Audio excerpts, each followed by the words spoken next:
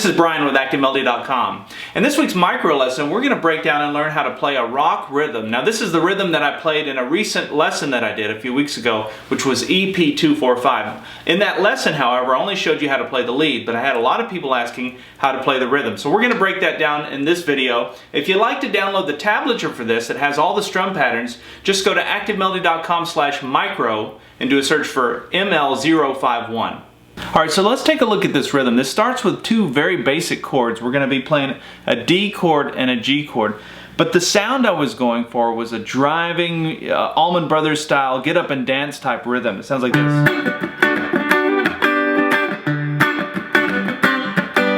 As opposed to strummy stuff that you might do down in first position. So if I were to tell you just play a D and a G chord, this is probably the first place that most of us would go, myself included.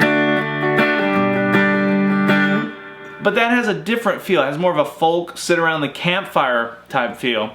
And because there's those open strings when you're playing down in first position, you don't have the control that you do when you're playing a strummy type rhythm up here. Actually, I just got an email from somebody today asking, why do I need to learn bar chords or chords in different positions on the neck?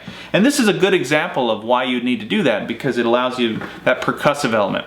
So we're going to go back and forth between the D and the G chord. Let me show you how to make the chord first with the left hand, then we'll break down the right hand strum pattern. So with the left hand, I'm starting with the D chord using the A chord shape up here. If you took an A chord down in first position, you slid it all the way up so that you're barring the first 4 strings on the 7th fret. Now I use my pinky, some people use their ring finger for that.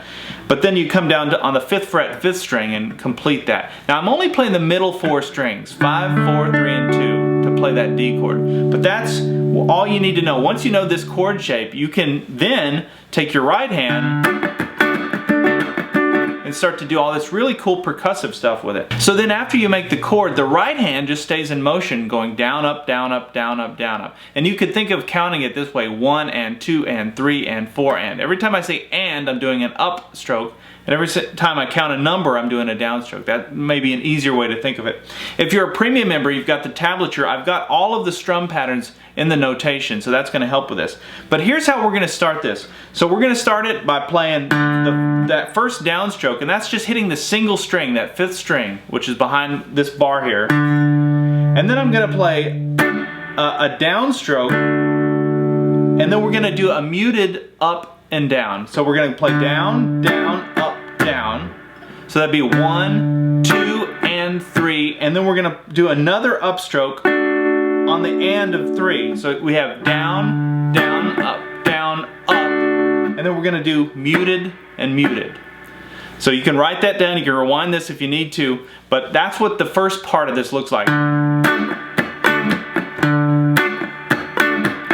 That's me just looping it over and over again. Alright, so there's that half. And then we come up here and we play the G chord. And what I'm doing is I'm hammering onto this. This might be an aha moment for some of you, a little light bulb moment, where you think about getting to the G chord from this D chord. So all I'm doing is, if you look at this pinky where it is, if I replace that with my index finger, and then I do a hammer on, this is also the Keith Richards going from the 1 to the 4 chord technique that's used all the time. But my keeping the bar there, my middle finger goes down on the 8th fret 2nd string, while my index finger goes down on the 9th fret 4th string. But I'm only playing strings 4, 3, and 2. It's a little triad there. So now we have, so it's just that one downstroke there. So that would be the 1 and. There's a muted downstroke on the 2, and then we're going to do an upstroke on the and of 2. So we have, so just practice doing that. And then after that we have another upstroke and a downstroke. So we have, so try that. And then a muted upstroke.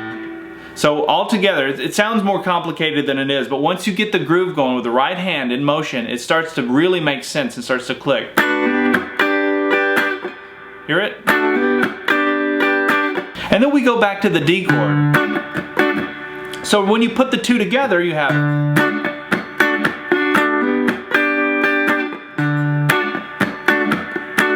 pretty cool. It's very loopable. Now the only thing that I did different was instead of playing the G like this every time, I switched it every other time. This just gives you another way to think about the G chord. So if that's a G chord, I thought about, well, where's another G chord? Well, we have one right here, right? So if we were to make a full bar chord, these three fingers are making the E chord shape now.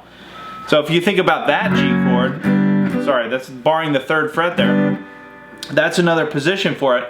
And all I did was I played a G sus chord, and then to the G chord. Thought that made it a little more interesting. So if you think about, instead of making the full chord, you don't need the full chord, just play the top 4 strings of the chord. So that would be barring the first 2 strings here on the 3rd fret, middle finger goes down on the 4th fret 3rd string, and then your ring finger goes down on the 5th fret 4th string.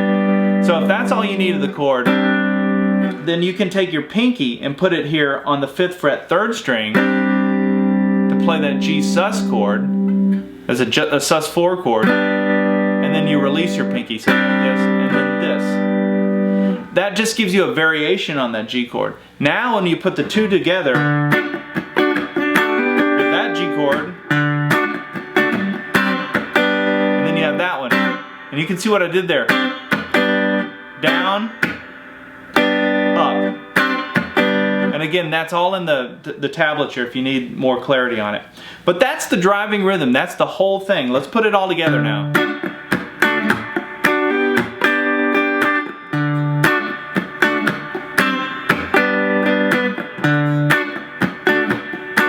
And just goes back and forth between those 2. Now there's one other part where I go down to a B minor. And for that I'm just barring here on the 2nd fret, and then these 3 fingers are making the A minor chord shape. So if you think of sliding the A minor from 1st position up to here, and just to give it a little variation, I play. You can see that hammer on there. And I use that all the time if I'm using this minor chord shape. And then I came down to the A.